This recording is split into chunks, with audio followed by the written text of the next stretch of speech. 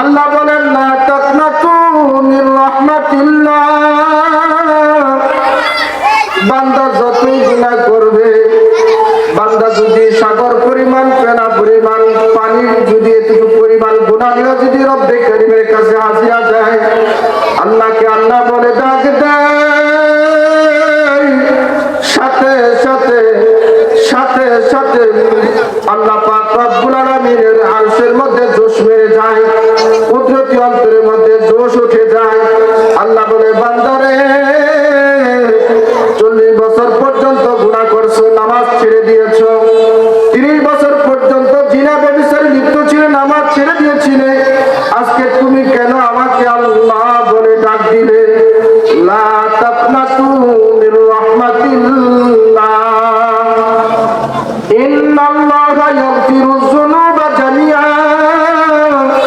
ইন্নাহু হুয়াল গফুরুর রাহিম।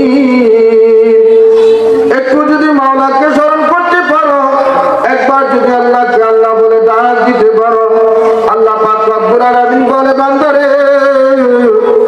আমি আল্লাহ তোর জীবনের সমস্ত গুনাহ খাতাগুলো মাফ করে দিয়েছি।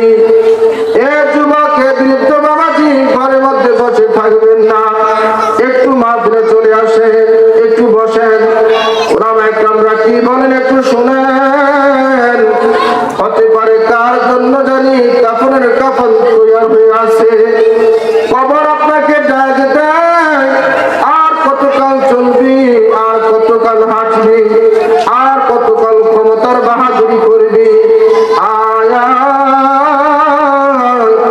কিছু দিনের মধ্যে, কিছু সময়ের মধ্যে সেই মাটির পেটের মধ্যে আসতে হবে। ফাতিমা রাদিয়াল্লাহু তাআলা আনহা ডাক দিয়ে বলে আব্বা জান, আমার কি হালত হবে, আমার কি অবস্থা হবে? রাসূল কারীম সাল্লাল্লাহু আলাইহি ওয়াসাল্লাম ফাতিমাকে বলে ফাতিমা একটু কাছে আসো। রাসূল যেন ফাতিমার কানে কানে যেন কি বলে দিল, ফিস ফিস করে। আয়েশা সিদ্দিকা রাদিয়াল্লাহু তাআলা আনহা বলেন রাসূল তোমাকে কি বলেছে? ফাতিমা বলে আব্বা আমাকে বলেছে রাসূলের ইন্তেকালের পরে রাসূলের বংশধরের মধ্যে সর্বপ্রথম